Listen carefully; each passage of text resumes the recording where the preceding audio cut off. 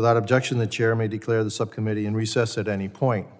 Today's hearing will examine Federal Air Marshal Service's mission set and the future of the agency. I now recognize myself for an opening statement. Today, this subcommittee is examining the Federal Air Marshal Service and its role in securing the commercial aviation sector of the United States. Terrorist organizations in rogue nation states have targeted the commercial aviation sector since its inception. In the 1970s and the 1980s, terrorists carried out notorious hijackings across the world, including the 1977 hijacking of Lufthansa Flight 181 by the Popular Front for the Liberation of Palestine and the 1985 hijacking of the Trans World Airlines Flight 847 by Hezbollah. While most prior incidents involved hijackers seizing passengers and crew as hostages and demanding ransom for their release, the nature of the threat shifted dramatically with the al-Qaeda attacks on September 11th, 2001. As the nature of the threat evolved, so has the role of federal air marshals.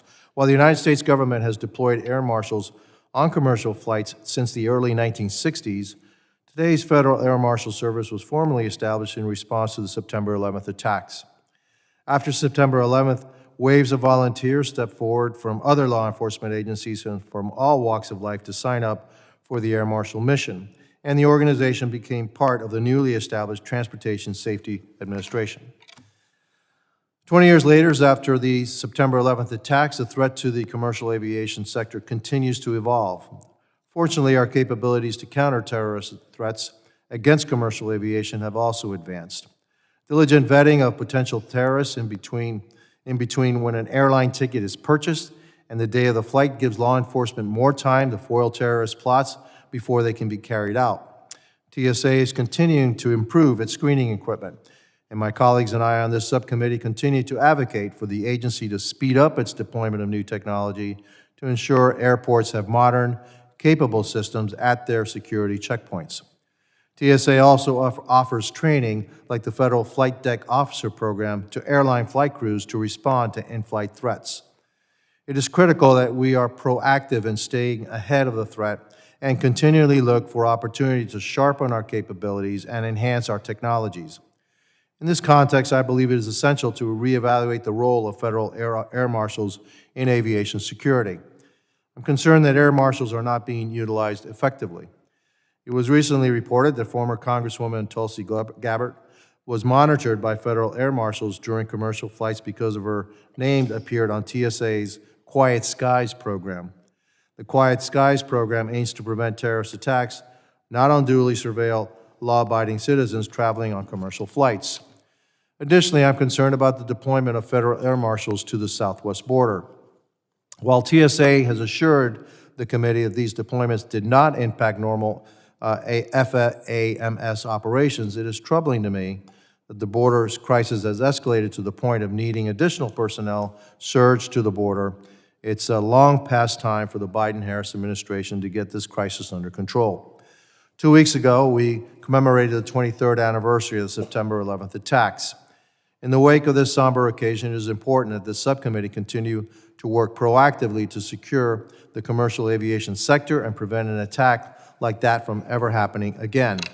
This subcommittee must utilize its oversight authority over the Federal Air Marshal Service to ensure that taxpayer dollars are being used efficiently and effectively in the mission to deter terrorists and other criminals from targeting the commercial aviation sector. We must ensure that the Federal Air Marshal Service faithfully and effectively fulfills its mission to safeguard the passenger aviation sector. Thank you to our witnesses, Ms. Juan Sherman and Mr. Kazarati, for appearing before this subcommittee, and I look forward to your testimony. I now recognize the ranking member, the gentleman from Michigan, Mr. Thanadar, for his opening statement. Good morning. Thank you, Chairman Giménez, for holding this hearing today, and thank you to our witnesses for being here. Look forward to listening to you and your thoughts. This is our subcommittee's first hearing since we commemorated the anniversary of September 11th attack a couple weeks ago. So it is fitting time to evaluate the state of Federal Air Marshal Service. FAMS has evolved significantly since September 11, 2001, when only 33 air marshals were in service, working under the Federal Aviation Administration. In the following months and years, FAMS expanded exponentially, hiring hundreds and eventually thousands of marshals to protect our skies. Today, FAMS carry out an essential mission every day, serving as the last line of defense to secure commercial flights from terrorist attacks. TSA has evolved its methods for assigning FAMS to flights to ensure coverage is driven by intelligence and risk assessment. Thanks to the leadership of Ranking Member Thompson and the support of Congress, TSA has also evolved pay for FAMS along with the rest of the TSA workforce. Finally, placing employees on equal footing with counterparts at other federal agencies. However, other aspects of FAMS have changed little over more than 20 years and may be in need of reform. For too long, FAMS have voiced dissatisfaction with the day-to-day realities of serving as air marshals. The job of an air marshal is extremely demanding, as FAMS must stay alert and focused during long-haul flights, travel on little rest, and spend significant time away from loved ones and support networks.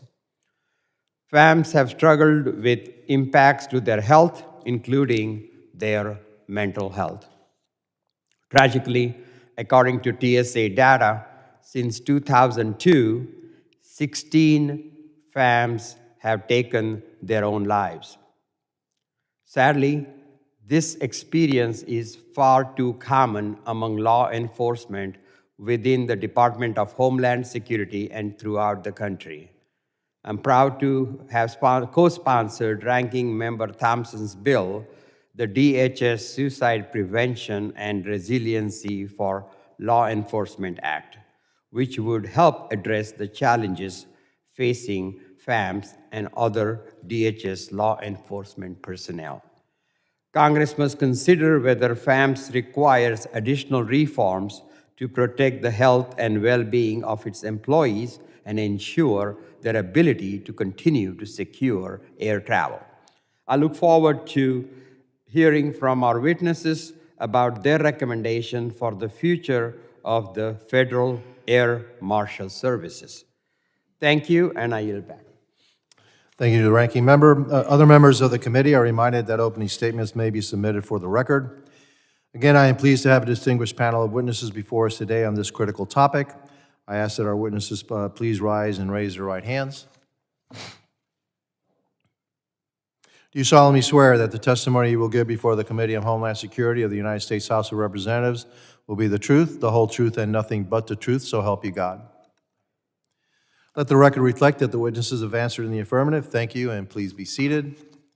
I would now like to formally introduce our witnesses. Mr. John Casarati is the founder and president of the Air Marshal Association.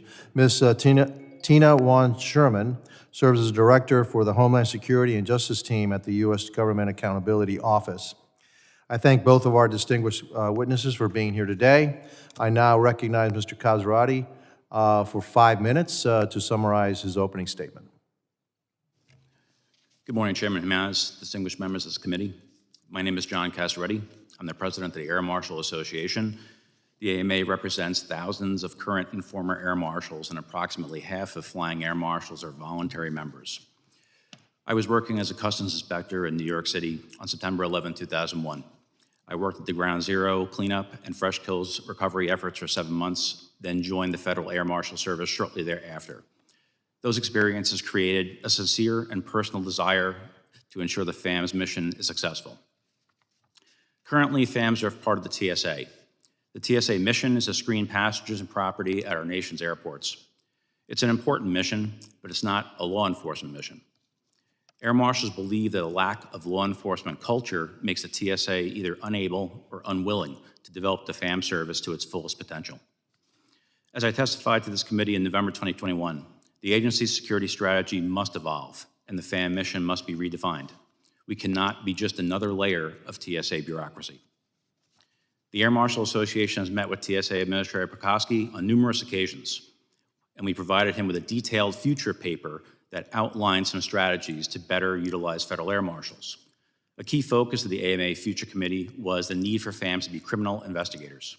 Currently, there are no federal agents available to investigate transportation incidents at airports, and local authorities can only investigate to the limits of state law. Simply put, federal interests are not being met at airports. Air marshals also do not fully understand their role within TSA initiatives. A current concern from our members is the TSA Quiet Skies program. FAMs complain that they're not given briefings, that they do not know why they are assigned to specific QS missions, that they have been given no specific tasks to complete. The TSA will claim that Quiet Skies is a useful and effective measure, but we disagree. To our knowledge, no Quiet Skies mission has resulted in the identification of a terrorist plot being uncovered, or a terrorist action being stopped. Because of questionable programs like Quiet Skies, the Air Marshal Association worked with former Congressman Heiss to enact the Strengthening Aviation Security Act in the 115th Congress. The law required TSA to tell Congress what specific intelligence is used to assign FAMs on missions. Many years later, we're still waiting for this report. Another recent misstep has been the AVO program, which assigns FAMs to airports without specific mission or clarification of their authority. While we agree that assigning FAMs to airports is a step in the right direction, the FAMs must be empowered to investigate any security incident or insider threat that they may encounter. There are simply too many operational criticisms to cover in this short statement. However, there are a multitude of other TSA missteps that need to be mentioned and may help explain why FAM morale is so low. For example, the AMA was forced to sue the agency in federal court for constitutional rights violations, management misconduct, and for lack of due process during agency investigations. The AMA is also suing for back pay and overtime for work performed since 2013. Even now, FAMs can be assigned to shifts over 20 hours without receiving overtime due to misguided agency policies.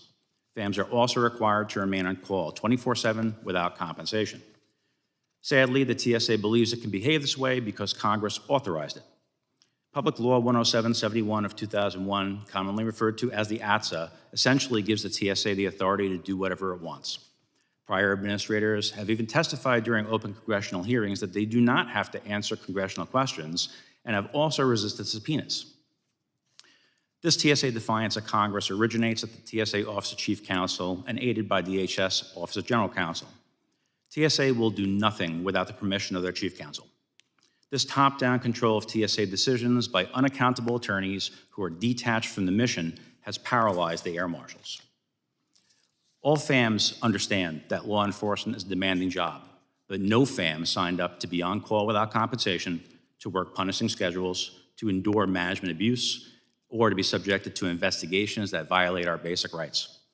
The issues air marshals face have brought some agents and their families to the breaking point. We have lost many to suicide and other mental health issues. I have personally lost friends, and I've watched families crumble. Air marshals tell the AMA that they want to be removed from the TSA and placed into a law enforcement agency. Since 2001, an entire generation of FAMs was made to work for 20 years under difficult conditions and then retire without fair compensation. The FAMs that remain do not want to share this fate. Responses to 2 recent surveys show that between 83 and 93% of air marshals want to leave the TSA.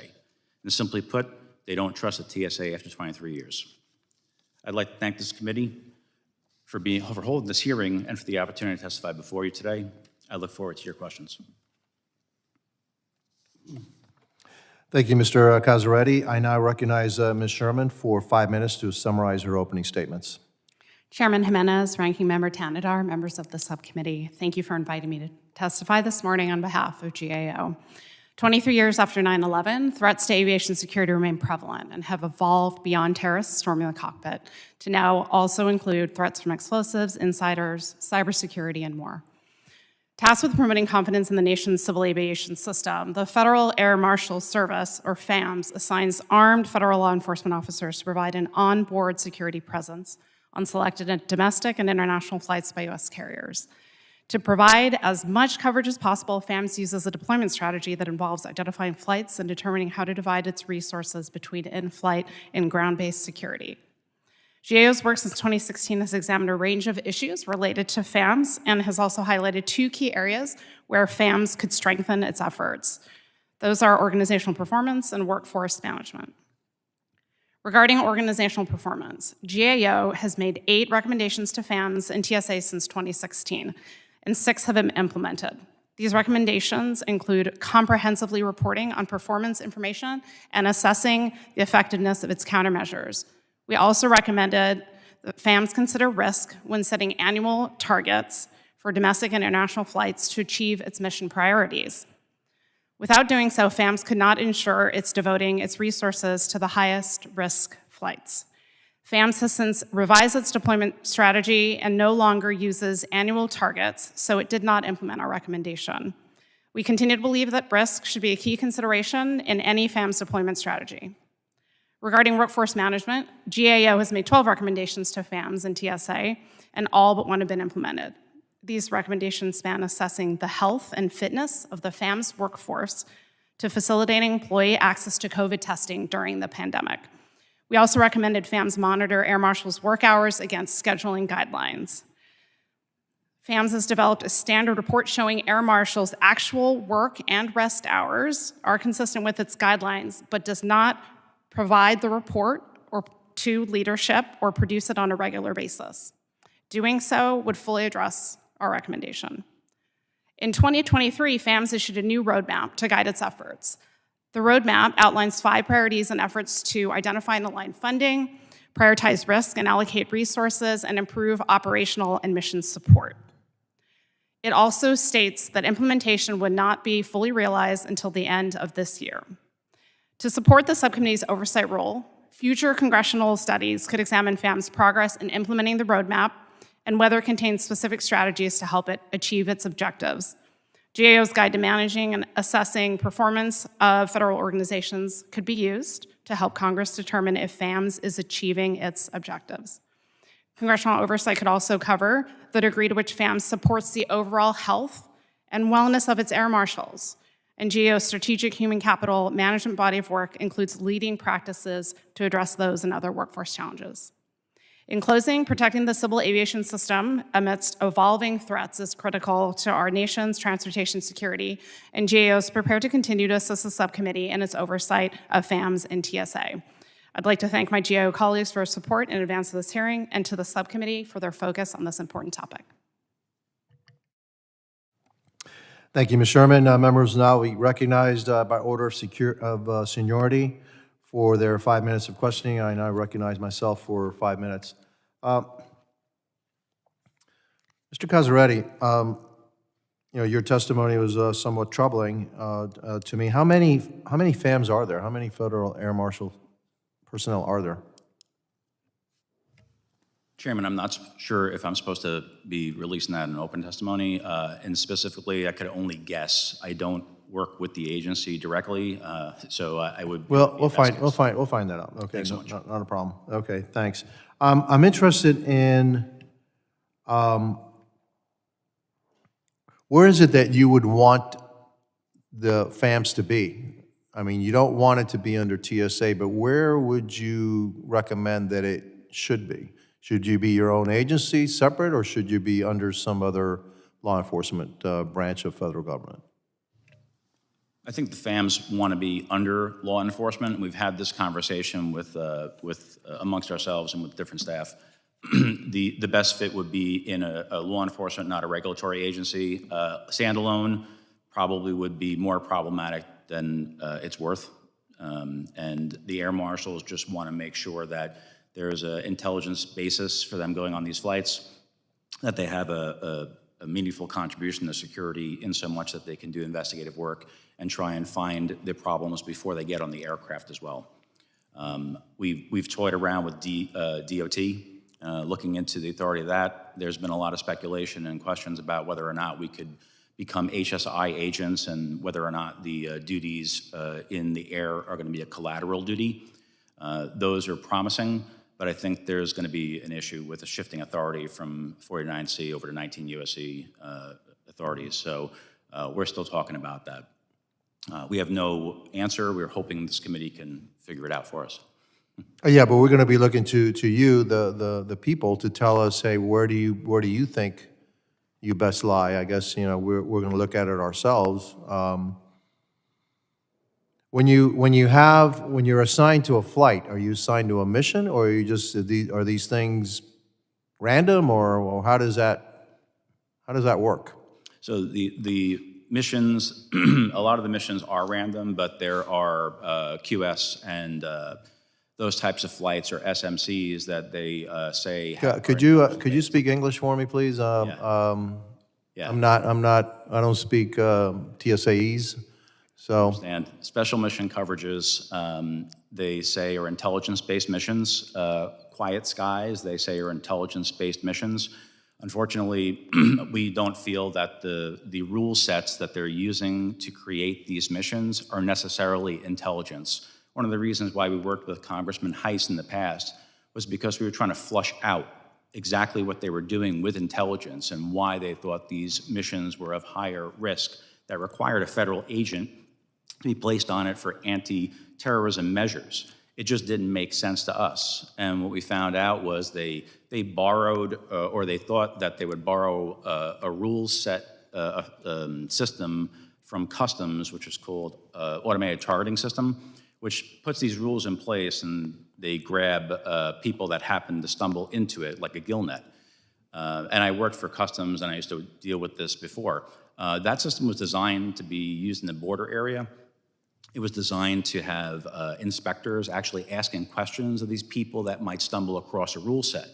So in that scenario, it works very well because you have eye-to-eye human law enforcement contact with the individual that may have stumbled across the rule set. Air marshals can't do anything like that. They're assigning an air marshal on the flight based upon these single data points. I don't consider that intelligence, and a lot of the air marshals don't either.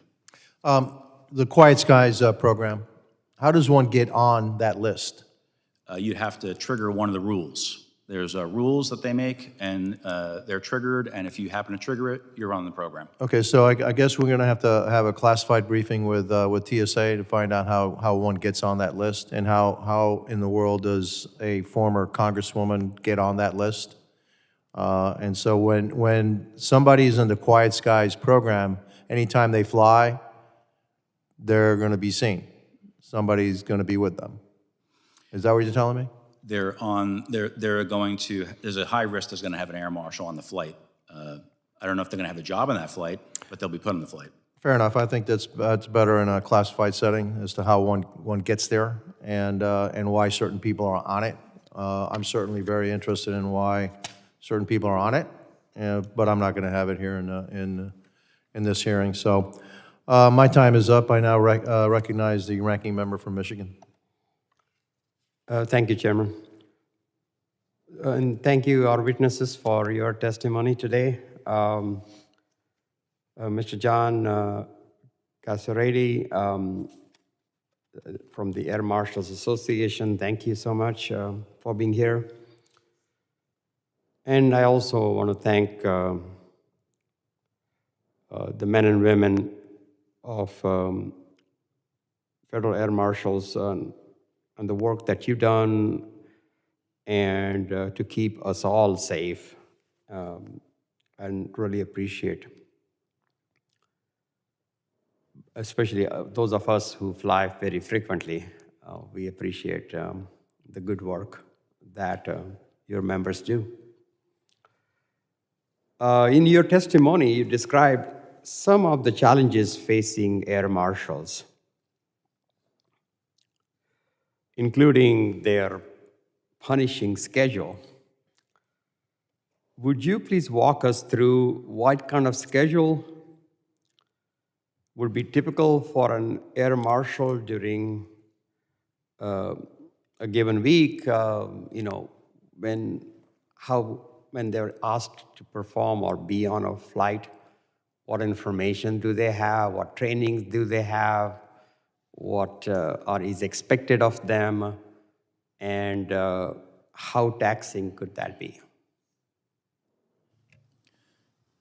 Yes, Ranking Member, there's a regular day would be unknown at this point because schedule changes happen all the time. They'll pretty much be on standby, which affects their personal lives. They may be called to get on a flight early. They may be told at the end of their shift to be on a flight that lasts for 8 or 9 hours. So a lot of the problems that the FAMs face is that they're in families, they have childcare, there's dogs to walk, there's things to do that can't be dropped at the drop of a hat. As far as the long work days are concerned, our international missions can run on our longest haul flights, 16 to 20 hours, and that doesn't include the pre-mission briefings, doesn't include the breakdown or the meeting with foreign authorities to lock up weapons, getting to the hotel. By the time you actually have your time to yourself, you may have worked a triple shift and you're pretty much wiped out. But then you gotta go to sleep, find food in some cases, off times at the destination city, and get your sleep in, maybe get a workout if you can, and get right back on the aircraft and do it again. So you're working on a constant sleep deprivation and your circadian rhythm is knocked out of whack. A problem that we found over the years is the other demands that you have to meet when you get back, specifically going into the office, doing specific training, even things like firearms or physical fitness becomes really hard because you're on this huge sleep deprivation. You're away from your children, your families, you're groggy, you cannot keep up with what's going on at home because you're so disjointed. That's one of the things I was mentioning before about families being torn apart and crumbling. You can't get it all together when you're on this constant 27-day deployment that's lasted in some cases for 20 years. Thank you. And Dr. Sherman, I have in 2020, GAO heard from many air marshals that they were experiencing extreme fatigue, mental health issues, difficulty maintaining a healthy diet, an increased frequency of illness. GAO also cited survey data showing that only 44% of air marshals felt protected from health and safety hazards. What action did GAO recommend TSA should take to address these health concerns? Thank you.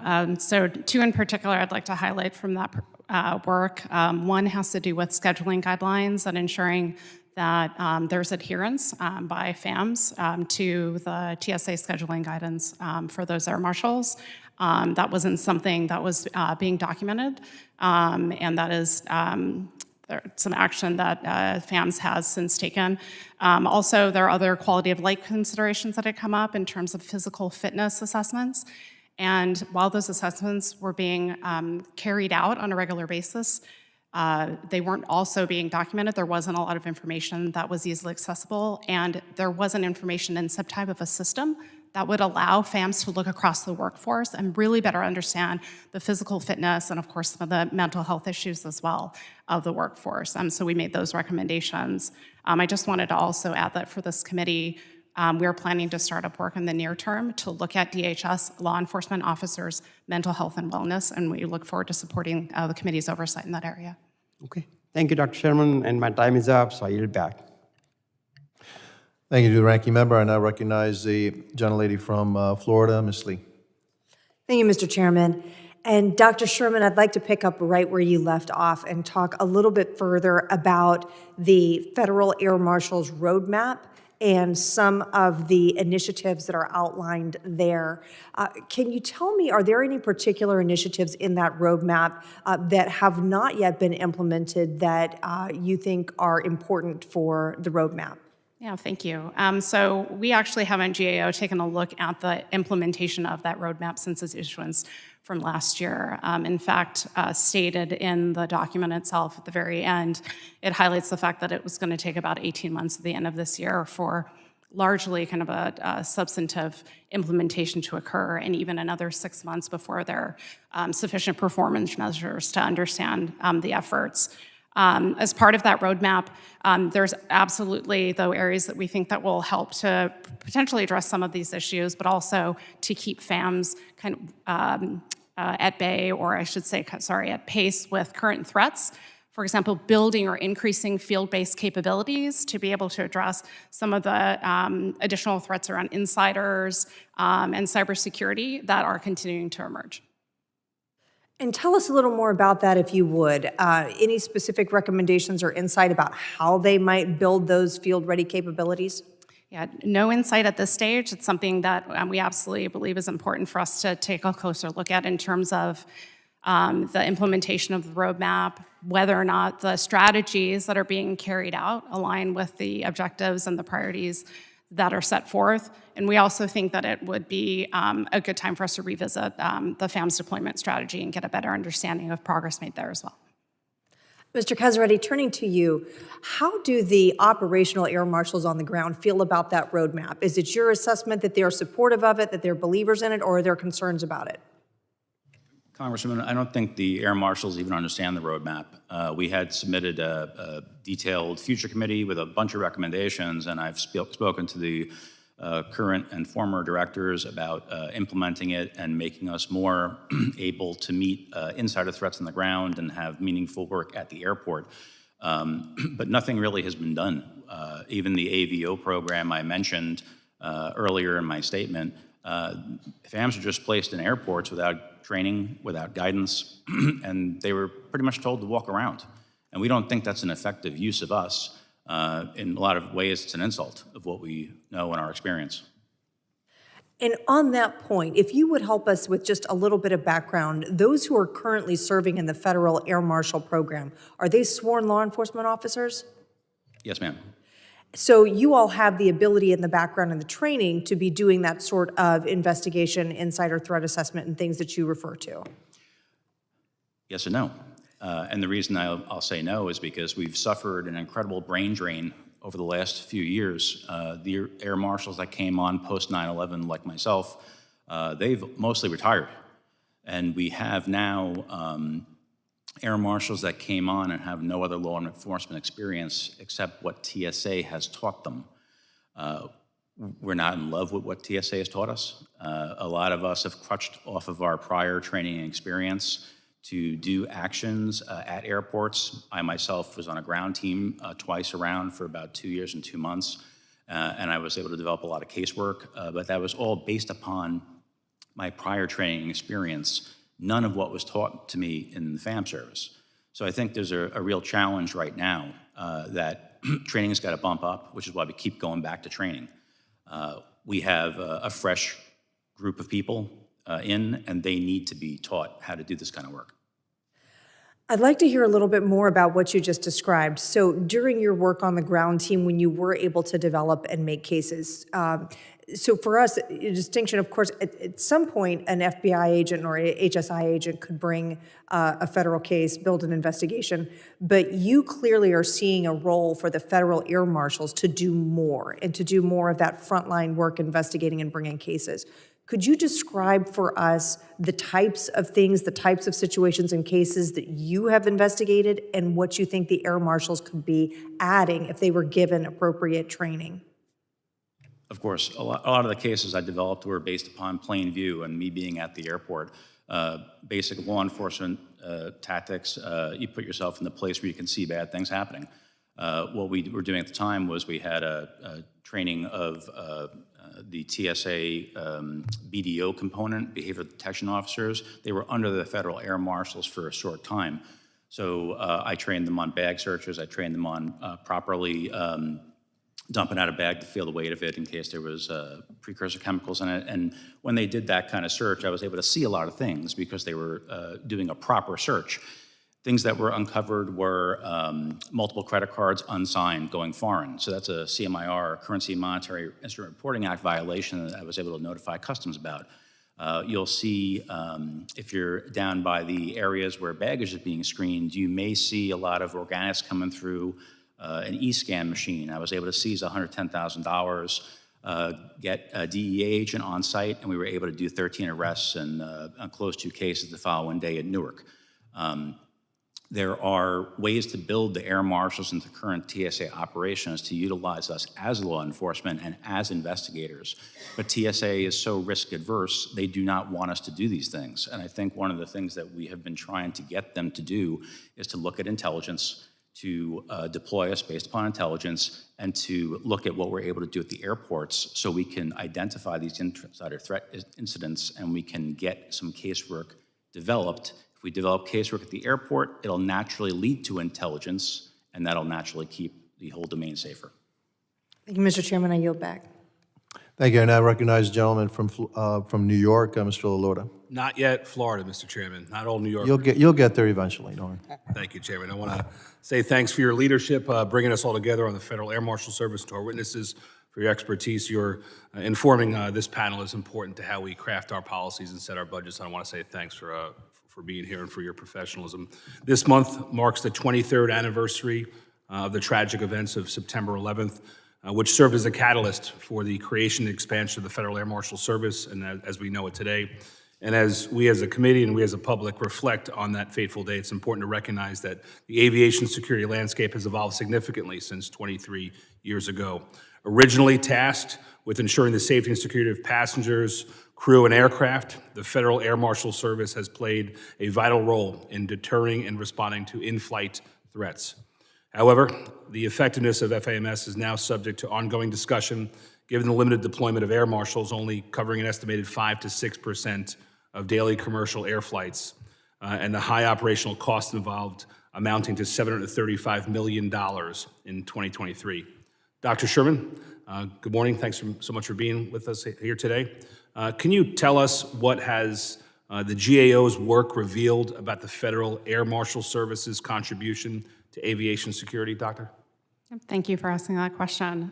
What we've identified is that it's been challenging and difficult for TSA to understand FAM's and air marshals' ability to be able to be effective as an aviation security countermeasure. We looked back just a few years ago across all of the aviation security layers or countermeasures that TSA has, and FAM stood out as one of the few where understanding effectiveness was very limited. We can understand and appreciate the challenge of doing so because essentially one of the primary contributions that FAMS has is to be a deterrent or to deter attacks. And that's difficult to quantify, that's difficult to measure, but there are ways for the air marshals and for the relevant programs to be able to get closer to an understanding of that deterrence factor so that we have a better sense of the cost effectiveness.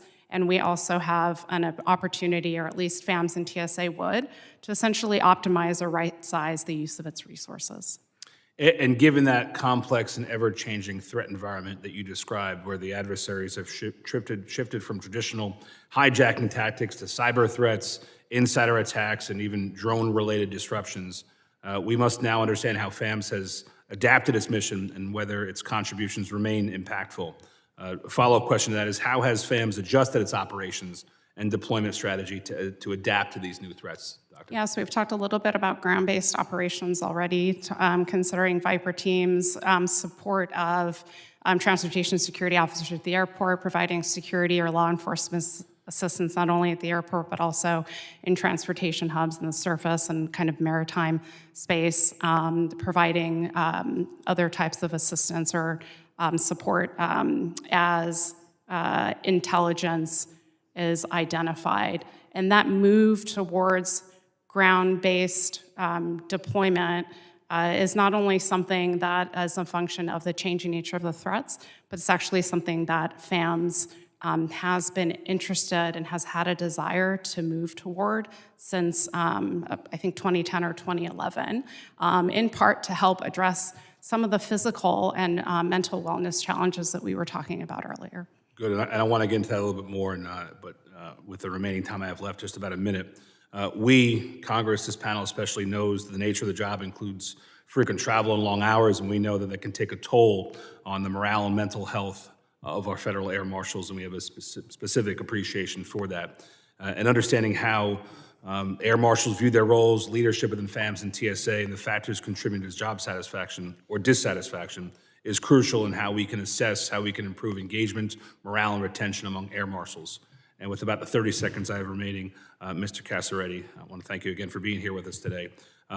Tell the panel here how the air marshals generally feel about their role. How's morale? How's everybody doing? Congressman, morale is low. It got a bump because we finally have equal pay to the rest of our peers in law enforcement, but none of the other issues have been solved. And that's one of the big problems. Over and over again, I talk to FAMs from across the country on a weekly basis, and it always comes back to the simple fact that the FAM does not know why they're on the specific flight they're on. And that's usually what we always get back to. What is the specific intelligence for the flight that I'm on? No one can tell us. And even with the program I related earlier with Quiet Skies, they say there's specific intelligence, you will get a PDF with the picture of the individual, but you have no job, and there is no specific reason for you to be on that flight that's identified. So we're being told to sit on an airplane, but we have no job. And it turns out that me, myself, and my entire career, my agency never really told me I had a job, except if you see a gun on the plane, take care of it. If you see a violent incident, take care of it. But other than that, I feel like my entire career was squandered, except for my own proactive efforts at the airport. I can tell you, and I'll yield back in a moment, Mr. Chairman, but under the chairman's leadership, this panel cares about the morale. We understand that morale leads to more effectiveness, which leads to safer skies. It's an important mission that we shall all strive to, and appreciate your testimony today. Chairman, I yield. Thank you, and I recognize the gentleman from Louisiana, Mr. Higgins. Thank you, Mr. Chairman. Mr. Casaretti, Dr. Sherman, thank you for being here today. There's been an ongoing discussion in my office for quite some time regarding, of course, our support in enforcement of the law and protection of our travelers. And we all travel a lot. It has always been, to me as an American, comforting to know, even as a cop, when I was a full-time cop, and sometimes I would travel on a pretty regular basis to participate in a training somewhere or to interact in some manner with other law enforcement. So even being a cop on an airplane, it was always reassuring to think, maybe there's an air marshal on a plane. Try and identify the guy. Maybe it's that guy, maybe it's that guy. Like, this is the way it's supposed to work.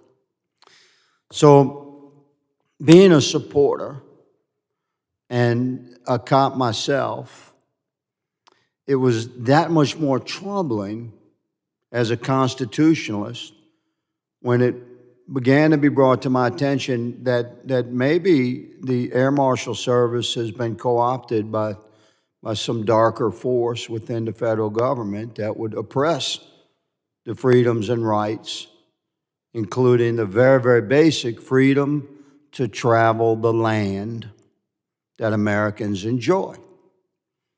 So I paid very close attention to the initial whistleblowers that came forward and spoke to me in my office, and we performed our due diligence. We discovered a letter that I had not known of prior, that was authored by at that time, the Democrat chairman of this committee and the ranking member of this committee, just after January 6th, essentially instructing TSA to find ways to interact with and obstruct the travel of conservatives that had come to the capital region in the time frame before January 6th and after January 6th. Well, that bothered the hell out of me, that such a thing could happen. And So we started looking into it. And some disturbing things have come to light, and some things that we thought perhaps were disturbing, they were settled. So where we are right now, as a body, as a committee, and we're responsible to perform for the American people and to support our oath to defend and support the Constitution of these United States. They're far more important than anything, Republican or Democrat.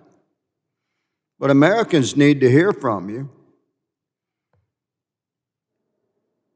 that the Air Marshal services are not being used to follow around conservative Americans that have been tagged as a high-risk individual.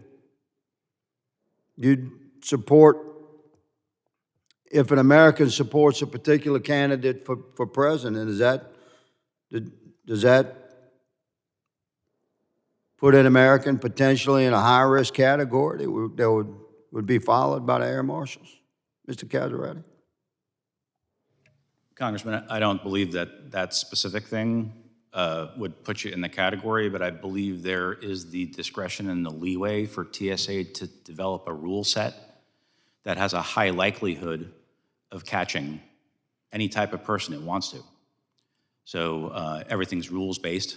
So because there is no tough oversight of the rules they're using, they can make any rule they want to, and yeah, it could exactly. And the freedom to travel the land, I mean, it's a foundational principle. I mean, you're not actually living in a free land if you're not free to travel the land.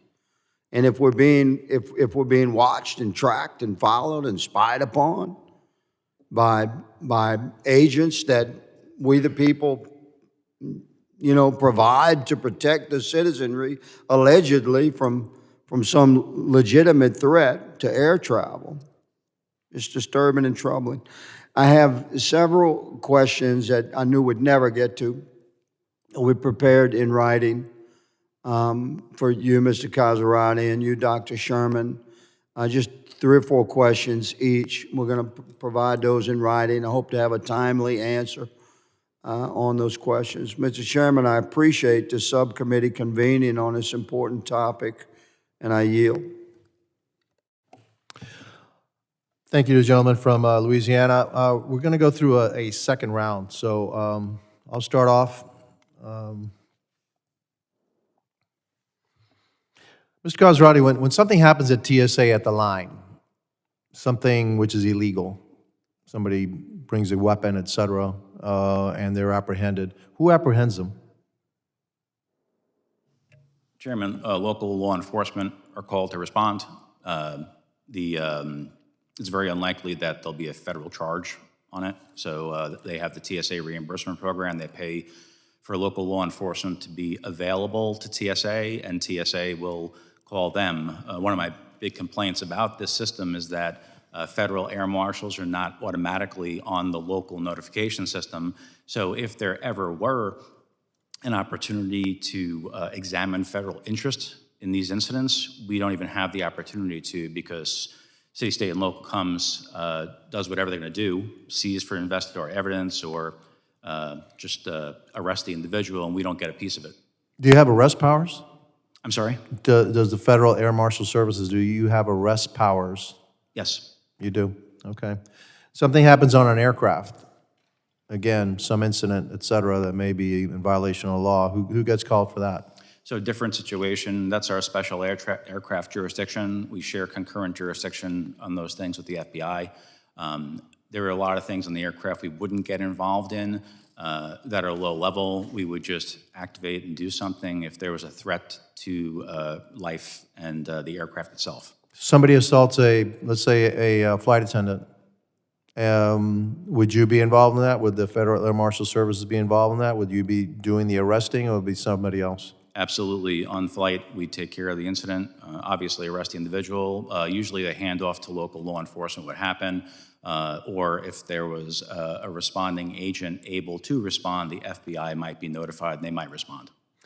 One final question that I have is, and I do intend to have a classified briefing about the quiet skies. and how people get on it and what the rules are. And so, because, obviously it needs to be in a classified setting. But I'm also as concerned as my colleague from Louisiana about what these rules are and how certain people get on them. We've heard of, some names that are on it. They're frankly quite disturbing as to why they would be on it. But I'm gonna have that. My final question is about the scheduling. It would seem to me that an air marshal, a system like that goes on flights and surveils flights and protects flights, would be the scheduling and the work hours would be quite similar to what the aircraft personnel, the pilot, the co-pilots, the flight attendants would follow. Do you follow that kind of a schedule, or is it something completely different? It is completely different in so much that airline employees are able to change their shifts. They're feeling tired, they give up a trip. Air marshals can't do that. There's a variety of reasons why they can't, especially when you're talking about international deployments, because there's country clearances to be considered, so you will not be able to switch an individual off an aircraft when they've already been cleared to go to that destination. However, the local or the CONUS trips, the continental U.S. trips, that's a totally different story. And if there was more like of a flight attendant or a pilot schedule, there would be the ability to swap back and forth when you feel tired so you can stay healthy. There is no ability for air marshals to do that, and I think that's a huge, huge difference that affects why we're unhealthy. Do you get paid overtime for anything over 40 hours? There's a provision of the FLOSSA that says we have to work 43, and because we're grouped in with regular law enforcement, we're paid on a rotating shift schedule. So what that basically means is TSA is able to game our schedules to deny us a lot of overtime pay. In the example I was using earlier about a 20-hour workday, they may have a shift that crosses midnight, and the TSA says, oh, that doesn't count anymore, it's a brand new day. So you got 8 hours of straight time and 8 hours of straight time, and therefore, hey, you only got 3 hours of overtime, but then they'll put you on a short domestic trip the next day, so they're able to erase that overtime. And it disappears. Well, I mean, there's Fair Labor Standards Act. Do you fall under Fair Labor Standards Act in terms of overtime, et cetera? You're not executive personnel, you're hourly personnel, right? Or are you, Yeah. or are you not? The court has ruled that we are covered under the FLOSSA. So we are under the FLOSSA. What we don't enjoy are the rest breaks and things like that are mandated when we're on a flight. There's no break time. Fair enough. Okay. I yield back, and I recognize the ranking member. Thank you, Mr. Casaretti, for your testimony. So when you have longer flights, 14, 16-hour flights, are there multiple air marshals on those flights? Our assignments are based upon risk. The longer flights, usually it's a larger team, and that's also on the size of the aircraft itself. You have a working area that you can cover, a line of sight, and where you can observe things. So if it's a bigger aircraft, obviously we need multiple teams, one to cover the flight deck, one to take care of maybe bombs in the back of the aircraft if we find one. So there's larger teams and larger aircraft. Okay. Now, the GAO's report came out before COVID, and I believe that FAMs were classified as essential employees, and they were required to fly missions throughout the pandemic, which I imagine only made mental health challenges even worse.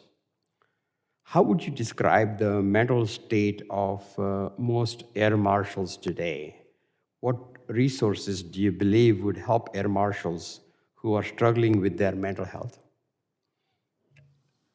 I think the mental state of most air marshals that have been flying for a long time is strained, and that's because it's a compounding thing month after month where you're having issues not being home and not being able to contribute meaningfully to home life and contributions. For instance, one of the GAO reports that's in front of me, just to reference the estimated shift time, 29% of air marshals' shifts were over 18 hours in 2019. That's just directly prior to the pandemic really affecting how we fly. If you're being scheduled almost 30% over 18-hour workdays, notwithstanding your commute and other things that you have to do to prepare, there's almost no time at home. And you just cannot have a home life. My own family suffered terribly, and we made a decision as a family for my wife to quit and homeschool our kids. And we've done that for 12 years just because it was the only time I could get with my family. So if you're not able to make those kinds of changes to your life, things devolve quickly, and we have a very high divorce rate in the FAMs. Typically, on an average, how many hours do they work per week? It varies. It depends on your scheduling. Mostly it depends on where your field office is located. The coastal field offices have a lot of international flights, where a lot of the middle of the country field offices do a lot of multiple leg flights, 3, 4 a day. So it just depends. Are they hourly workers or they're exempt salaried workers? Air marshals are, it's FLOSSA workers, so we get paid a salary, but we get paid hourly for overtime purposes. All right, thank you so much.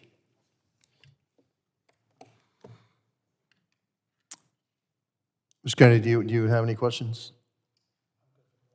Okay, thank you. I now recognize the gentleman from Louisiana again, Mr. Higgins. Thank you, Mr. Chairman. Dr. Sherman, in your statement, you stated that since 2016, we've made 20 recommendations to address various challenges affecting the Field Air Marshal Services. These generally fall into 2 areas. 1, organizational performance, and 2, workforce management. Is that from your statement? That's correct. Yes, ma'am. Well, I'm going to ask you, Dr. Sherman, are you familiar with the fact that air marshals, generally speaking, is broadly reflected in survey after survey? Air marshals want to do law enforcement work. They don't want to do political work. And that's why they want out from under TSA. When you survey air marshals again and again and again, that they don't want to be a part of TSA because they feel that TSA is like politically, has become a political extension of whoever's in charge. And air marshals want to handle law enforcement missions on a plane. Mr. Casarati, is that an accurate reflection of your surveys that show that 83 and 93% of air marshals want to leave TSA? Simply put, air marshals do not trust the TSA after 23 years, that they want to be removed and placed in a law enforcement agency. Why? Because they want to perform law enforcement missions? Is that generally accurate? That's correct. Okay. So when you have a letter, Dr. Sherman, I'm going to ask you if they'd be more effective, if in your opinion, the field air marshals would be a more efficient, more effective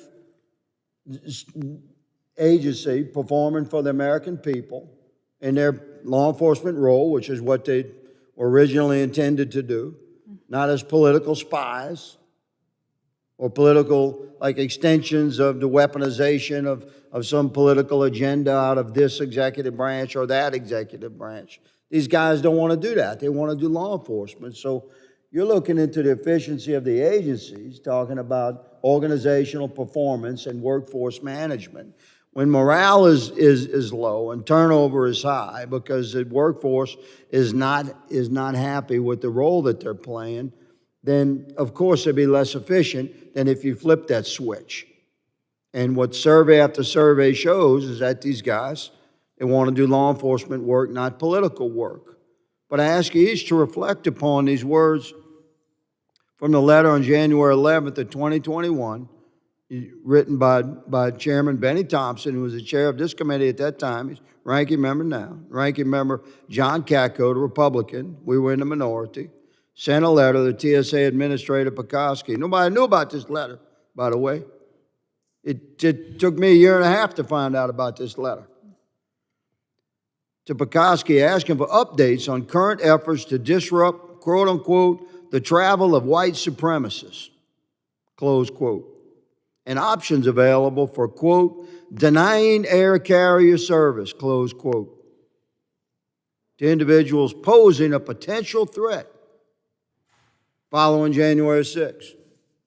There you go, that pesky right to travel the land that Americans that enjoy constitutional protections are supposed to enjoy. So here you have the two top guys, Democrat and Republican, signing a letter to the almost use an acronym I'm not supposed to use in here, the man in charge at TSA, saying, hey, we want you to report to us on what you're doing to follow around, using the Field Air Marshal Services to follow around these Republicans that came to the capital region on January 6th. That's political stuff. This is why these guys don't want to be a part of TSA. This is why the performance is lag. This is why turnover is high. It's why morale is low. So, Mr. Casarati, in my remaining 30 seconds, we covered a broad topic there. Should this body take action to make the Field Air Marshal Services a standalone law enforcement agency? I yield to the gentleman. Thank you, Congressman. I think that would be the best for the American people. I think we need to be out of the bureaucratic agency we find ourselves in to just be an arm of that. And we need to be released to do the law enforcement work we all signed up to do. Thank you, sir, and thank you, ma'am, for being here. Thank you, Mr. Chairman. I yield. Thank you, and I thank the witnesses for their valuable testimony and the members for their questions. The members of the subcommittee may